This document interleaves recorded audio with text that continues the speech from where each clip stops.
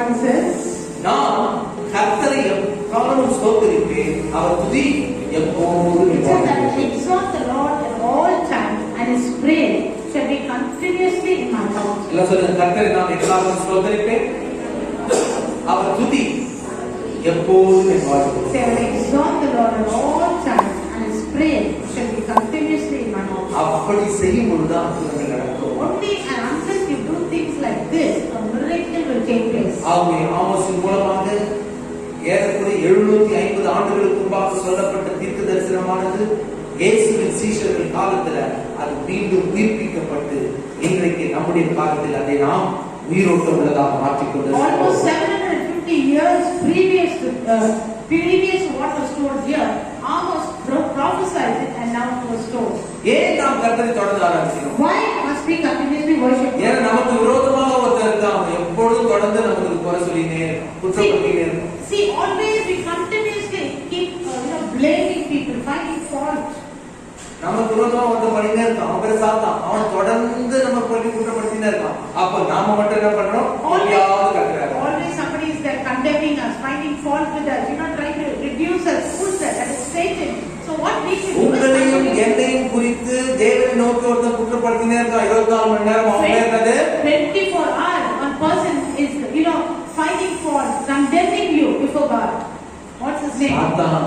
Satan. நாம என்ன பண்றோம்? What should we do? அது இங்கிலீஷ் சொல்றோம் கவுண்டர். அதுக்கு மறுப்பு அடி, அதுக்கு ஒரு மாற்றா, அதுக்கு எதிர்வினையாக நாம என்ன பண்ணோம்? கர்த்தரை 24 மணி நேரம் ஆராதிக்கிறோம். But as a counter, what we should do is we should worship God, we should praise God. 24 hours we should glorify God. செய்வோமா?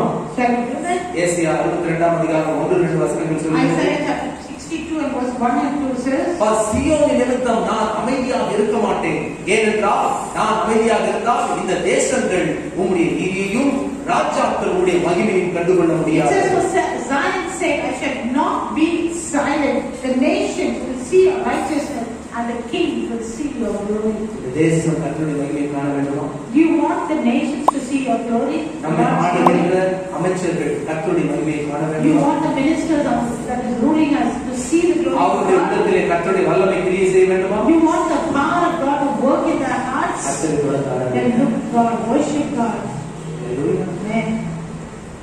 உங்க தேவை சந்திக்கப்படுவது சாதாரண காரியம். For your needs to be met, it's just an ordinary thing for God. ஏசாயா 62 அதிகாரம் 6-7 வசனங்கள் சொல்றாரு, ஓ எருசலேமே, நீ இரவும் பகலும் அமைதியாக இராதே. Isaiah 62 and verse 1 and 2 says, "O Jerusalem, don't be silent night and day." யோசுவா பார்க்கிறோம், யாத்திரையாகும் 33 அதிகாரம் 11 வசனத்தில் சொல்றான், மோசேயோ தன்னுடைய பணிகளை முடித்துவிட்டு அவன் கூடாரத்துக்கு சென்றான், ஆனால் யோசுவாவோ கூடாரத்தை விட்டு பிரியாமல் இருந்தான். Exodus chapter 33 and verse 11 says, "And Joshua, the servant of Moses, he never left the tabernacle, he remained in the tabernacle." கர்த்தருடைய ஆலயத்தை, அவருடைய பிரசன்னத்தை விட்டு, அவருடைய ஆராதிப்பதை விட்டு அவனுக்கு வெளியில செல்ல மனசே இல்லை. He did not have a feeling or heart to leave the presence of God, to leave the tabernacle of God and go out. சின்ன வயசுல எனக்கு ஞாபகம் இருக்குது, சிவகாசில போயிருக்கேன் சின்ன வயசுல. அதுக்கப்புறம் ஒரு 10-12 வயசு வரைக்கும் தான் போயிருக்கேன். அதுக்கப்புறம் சினிமாவுக்கு போயிருக்கேன். In my young age, as a small year, என்ன about 10-12 years, I used to go for movies. Cinema ஆரம்பிக்கும் போது ஃபர்ஸ்ட் நான் பார்த்தது எல்லாம் கவனிங்க, அதுல எத்தனை ரீல் போடுவாங்கல்ல, இந்த படம் எத்தனை ரீல் போடும் அதுதான் பார்ப்போம். But the small age that I used to go to a movie theater, the first thing I would see is when they start the movie, they would put a certificate there, and on that it would be given how many reels that movie is. அந்த reel நிறைய இருந்துச்சுன்னா எனக்கு ரொம்ப சந்தோஷம். When they show a bigger a number of that reel, ஏன்னா ரொம்ப நேரம் பார்க்கணும், because we spend more time in the theater and watch it. ஒரு பெல் அடிச்சோடனே அப்போ கொஞ்சம் சந்தோஷம் போடுறேன். Okay, Suddenly one bell will go, that means intermission. So I used little bit of the joy would reduce. திரும்பவும் But again I will come. திரும்பவும் படம் முடியக்கூடாதுன்னே யோசிக்கணும். And I'll be thinking, we should not finish, must spend more time here. இன்னும் நிறைய நேரம் இருக்கணும். We must spend more time in அது ஒரு this. சண்டே படம்னா இன்னும் தொடர்ந்து இருக்கணும் நான். And any fighting scenes, I want to be there more. அதே போல கர்த்தருடைய பிரசன்னத்தில் இருக்கிறது இன்னும் அறியணுமே Same way, we should decide to be in the presence of God. சேரணுமே. அப்படியுடைய வாஞ்சை இன்னும் அதிகமா, இன்னும் உன்னை நான் அறியணும், இன்னும் உன்னை கிட்ட சேரணும், இன்னும் உன்னை ஆராதிக்கணும், போனதப்பா இன்னும் உன்னை நான் ஆராதிக்கிறேன். Same way it must be when it comes to the presence of God. Lord, I want to be more in your presence, Lord. I must worship you a little more, Lord. I must praise you a little more, Lord. அவன் அதை உணர்ந்த அந்த சீஷர்கள் ஒருவனாகிய பவுல் சொல்றார், 1 தீமோத்தேயு 2ஆம் அதிகாரம் 1 முதல் 4 வசனங்களிலே அவர் சொல்லுகிறார். ஆகவே 1 தீமோத்தேயு 2ஆம் அதிகாரம் 1 முதல் 4 வசனங்களிலே அவர் சொல்றார், பிரதானமாக நான் உங்களுக்கு சொல்லுகிற புத்தி என்னவெனில், ராஜாக்களுக்காகவும் அதிகாரத்தில் உள்ள யாவருக்காகவும் ஜெபியுங்கள். ஏனென்றால் அவர்களும் ரட்சிக்கப்படணும், அவர்களும் அவருடைய பிள்ளையாக மாறணும் என்றால் அதுதான் தேவனுடைய சித்தம். In 1 Timothy, Paul here instructs Timothy in 1 Timothy chapter 2 and verse 1, and he says, I exhort you first of all that you pray for these leaders. நான் ஒரு முக்கியமான வார்த்தைகளை யூஸ் பண்றேன். He uses 2 important words in English. Supplications, prayer, intercession and giving of thanks. விண்ணப்பங்களையும் ஜெபங்களையும் வேண்டுதல்களையும் அடுத்தது ஸ்தோத்திரங்களையும். He uses 4 important words. He says supplications, prayers, intercessions, giving of thanks. அந்த ஸ்தோத்திரம் என்ற வார்த்தை தான் ஆராதனை. Praise, thanks and worship. And giving of thanks is the word worship. ஆண்டவரை ஆராதிக்கிறோமா? Do we worship God? அதுக்கு நன்றி Do செலுத்துறோமா? we thank God? செய்த நன்மைகளுக்கு நன்றி செலுத்துறோமா? Do we thank Him for His goodness? செய்ய போகின்ற நன்மைகளுக்கு இப்பொழுதே நன்றி செலுத்துறோமா? Or do we thank Him in advance for the good things that He's உங்களை doing for உருவாக்கியதற்காக us? நன்றி செலுத்துறீங்களா? Do we worship and thank Him for creating you? நீங்கள் யாராக இருக்கிறீர்களோ அதற்காக நன்றி Do செலுத்துறீங்களா? you thank God for who you are? ஆனா அதுக்கு பதிலா நம்ம யாராக இல்லையோ அதற்காக குறை சொல்றோம். But instead of that, we will complain about who we are not. நான் அப்படி அந்த பொண்ணு மாதிரி இருந்தா நல்லா If இருக்கு. I'm like that girl, it would be nice. நான் இவ்வளவு மாதிரி இப்படி இருந்தா நல்லா இருக்கு. If I'm like this girl, it would be good. நான் அந்த குடும்பத்துல பிறந்திருந்தா நல்லா If I'm இருக்கு. born in that family, it would be good. யோசிச்சிருக்கோமா? And we thought like that. யோசிக்காத மாதிரி என்ன பார்க்கிறோம். Don't look at me as though you never thought like that. அப்படி யோசிக்கலாம் ரொம்ப சந்தோஷம். If you didn't think like that, it's very good.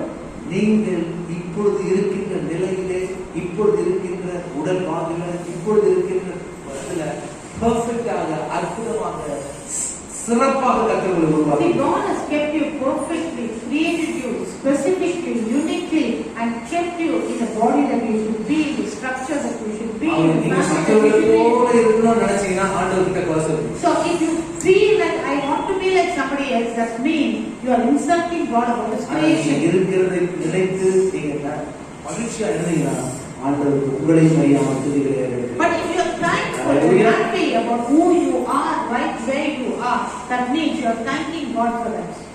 ஒவ்வொரு நாள் நீங்க எத்தனை பேர் எழுந்த பிறகு வெளியில போறதுக்கு முன்னால உங்களுடைய முகத்தை கண்ணாடியில பாருங்க. And how many of you, the moment you get up, before you leave the house, you look at your face in the mirror? Pastor நீங்க தப்பான கேள்வி கேட்டீங்க. எத்தனை தடவை பார்த்திருக்கீங்கன்னு கேட்டிருக்கோம். You should not say, Pastor, how many of you see your face? You should say, how many times you see your face in the mirror? முன்னால பார்ப்போம், சைடுல பார்ப்போம், பின்னால பார்ப்போம். We look at the front, we look at the side, we look at the back. ஒவ்வொரு தடவையும் அவருக்கு நன்றி செலுத்தும்.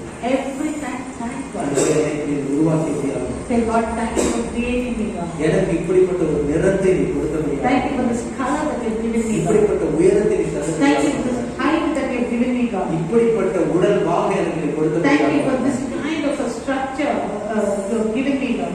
Features என்னை you've given போல me. வேற யாரையும் நீ உருவாக்காதபடியாக இருக்கிறார். Thank you that you never created anybody else like me. நீ என்னை இருக்கிறவனமாக இப்படி உருவாக்கினீரே அதற்காக I thank you for creating me just as I am. அந்த நன்றி செலுத்தும் உள்ளம் உங்களுக்கு வந்துச்சுன்னா எல்லா சூழ்நிலையும் நன்றி செலுத்தும். Only if that thankfulness will come into your heart, you will thank God in every அதே situation. போல உங்களுக்கு தந்த இந்த அரசியல் தலைவர்கள், அப்புறம் எக்ஸிகியூட்டிவ், அப்புறம் ஜுடிஷியரி, இதுல இருக்கக்கூடிய போலீஸ்காரங்க மற்ற எல்லா அரசியல்வாதிகள், அதிகாரிகள், ஈவன் சட்ட நிபுணர்கள், ஜட்ஜஸ், இவங்களுக்கெல்லாம் நன்றி செலுத்துறீங்களா? And you thank God for politicians, for executives, for judges, for people in the law, who execute the law, for people who rule over us, for each type of officials. Do you thank God for these people? இவர்களுக்காக நான் நன்றி செலுத்துறேன். Say, God, I thank you for these things. இவர்களை உண்மை போல நீ மாற்றப் போகிறபடியாக I thank you that you're going to change them like you, Lord. அதெல்லாம் வேற மாதிரி தான் நம்ம செய்வோம். But we will do something else. நான் செய்கிற மாதிரி நீங்க செய்வீங்க. What I have done, only you will do. ஒவ்வொருத்தரா குறை சொல்லுங்க. We will keep, blaming each and every person. இந்த வாய் இப்படி இருந்தா We will be finding fault with every person. எங்க ஏரியால ஒரு மனுஷனா போறீங்க. Why this fellow is talking like this? Why he talks like a fool? Why does they keep this fool in our area to rule over us? We always want to blame people when they give wrong information, when they talk something that is irrelevant. அதுக்கு பதிலா நன்றி செலுத்து. But instead of that, thank God. அதுவரை அவங்க உண்மை பற்றி சொல்ல போகிறபடியாக Lord, thank you, Lord. உண்மை போற்றி பாட போகிறபடியாக Praise you. உம்முடைய பிள்ளைகளாக வரப்போகிறபடியாக We will become your child, Lord. இந்த சூழ்நிலை மாறப்போகிறபடியாக Thank you, Lord, that the situation is going to change, Lord. Hallelujah. Amen. ஆண்டவர் சூழ்நிலையை மாற்றுவாரு, ஆட்களையும் மாற்றுவாரு, ஆளையும் மாற்றுவாரு. God will change the situation, God will change the people, God will remove the people itself. திட்டங்கள் தருபவரும் நீதானையா, செயல்படுத்தி மகிழ்பவரும் நீதானையா, திட்டங்கள் தருபவரும் நீதானையா, செயல்படுத்தி மகிழ்பவரும் நீதானையா, எஜமானனே என்றாகவே சர்வமா எஜமானனே என்றாகவே எஜமானன் நீரிருக்க வேலைக்காரனுக்கு ஏங்காத எஜமானன் நீரிருக்க வேலைக்காரனுக்கு ஏங்காத உங்க ஊழியம் நானே கலந்து அழைச்சது நீங்க என்னை நடத்தி செல்வீங்க இது எங்க தமிழ்நாடு நாங்க கலந்துருக்கோம் அமைச்சது நீங்க அதை நடத்தி செல்வீங்க அவர் நிச்சயமாக உங்களை நடத்தி He செல்வார். will definitely lead you. நானே என்ன திருத்திக்கிறேன் அடிக்கடி, ஏன்னா நான் தான் அதிகமாக குறை சொல்றாங்க. I connect myself because I do not find fault. எல்லா சூழ்நிலையையும் கர்த்தர் மாற்றக்கூடியவர். But God is able to change. Our God is able to change every situation. எப்படி? How? அவரை ஆராதிப்பதன் மூலமா. By your worship. You worship. The second thing is. அடுத்த வாரம் தொடர்போம். சபையிலே உங்களுக்கு ஐக்கியம் தேவை. You need membership. fellowship or membership in the church. ஆராதனையில் கர்த்தரோடு நாம் ஐக்கியம் பெறுகிறோம், சபையில் விசுவாசிகளோடு ஐக்கியம். In worship we have fellowship with God, but in membership in the church we have fellowship with the believers. ஐக்கியம் பண்றீங்களா? Do you have fellowship? பேர் தெரிஞ்சது இல்லை, ஊழல் தெரிஞ்சது இல்லை, அரவணா சினிமா தேட்டர் மாதிரி. It's become like a cinema theater, okay, like a movie hall. You just come in, you watch the movie and you go. You don't know who's sitting next to you, you don't know their name, you don't know where they are. ஏன்னா ஆரம்பிச்ச பிறகு வரும், முடிக்கிறதுக்கு முன்னாலே வரும். Because we come after the worship starts and we leave before the worship stops. எல்லா காலத்திலும் கர்த்தரை ஆராதிக்கிறோம். But we can worship God at all times.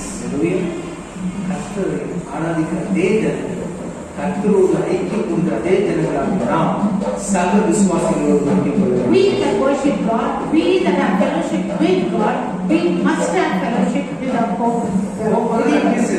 Sister, everything நல்லா இருக்கு சொல்லுங்க. At least when you're going, look at somebody, say, praise God, sister, how are you? Are you fine? And go.